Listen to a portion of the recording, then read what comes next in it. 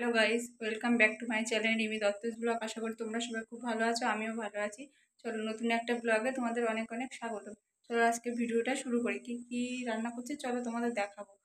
আজকে বানাবো পটল আলুর তরকারি। তার জন্য পটলটা ভালো করে ভেজে নিয়েছি লাল লাল করে। এখানে একটা আলুটাও ভেজে নিয়েছি। এদিকে মশলা দিয়েছি জিরে গুঁড়ো, ধনের গুঁড়ো 1 চামচ করে, লঙ্কার গুঁড়ো, আদা বাটা, লবণ, হলুদ দিয়ে মিশিয়ে রেখেছি। এটা জল ঢেলে একটু মশলাটা ম্যারিনেট করে নেবো। এদিকে তেলটা গরম হয়ে গেছে, এর মধ্যে জিরে, তেজপাতা, শুকনো লঙ্কা দিয়ে ফোড়ন দিয়ে দেবো। চলো দিয়ে নিই। একটা শুকনো লঙ্কা, তেজপাতা,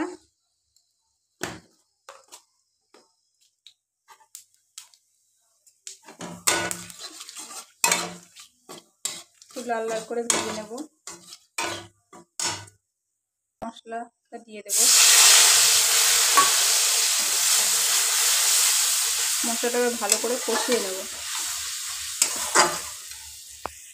মশলাটা কষানো হয়ে গেছে, তেল ছেড়ে দিয়েছে। এবার আলু পটলগুলো, ভেজে রাখা আলু পটলগুলো দিয়ে দেবো।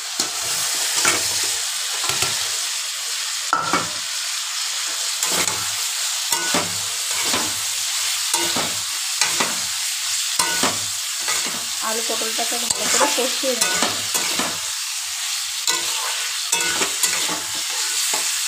আলু পটল কষানো হয়ে গেছে, এর মধ্যে জল ঢেলে দেবো।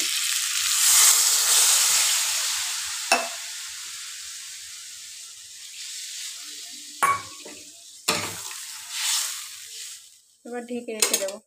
তরকারির মধ্যে দিয়ে দেবো 1/2 চামচ চিনি। পটলের তরকারি হচ্ছে, এদিকে আমি ময়দাটা মেখে নেব। আজকে হবে লুচির সাথে আলু পটলের তরকারি, এর জন্য ময়দাটা আমি আগে মেখে নেব ভালো করে। এখানে ময়দা নিয়ে নিয়েছি। এবার পরিমাণ মতো লবণ, চিনি,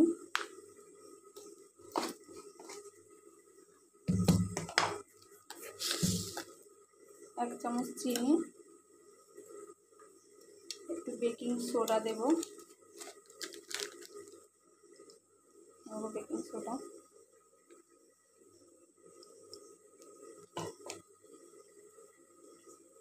আর এখানে একটু দুধ দেবো, তাহলে একটু নরম হবে।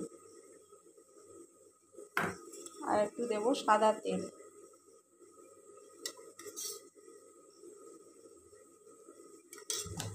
এটাকে ভালো করে মেখে নিই, তারপরে জল দেবো।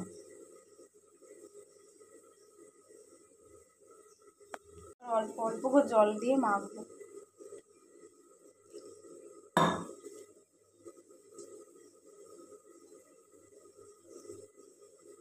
আমার ময়দাটা মাখানো হয়ে গেছে, এরপর একটু তেল দিয়ে রেখে দেবো।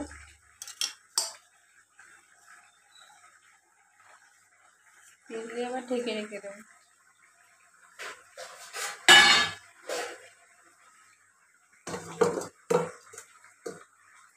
এটা হয়ে গেছে। এখানে ভাজা জিরের গুঁড়ো করে রেখেছি, এই মশলাটা দিয়ে দেবো।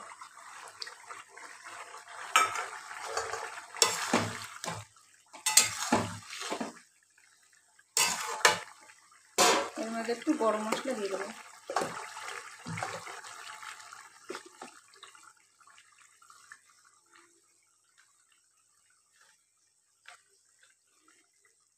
চামচ গরম মশলা দিয়ে দেবো।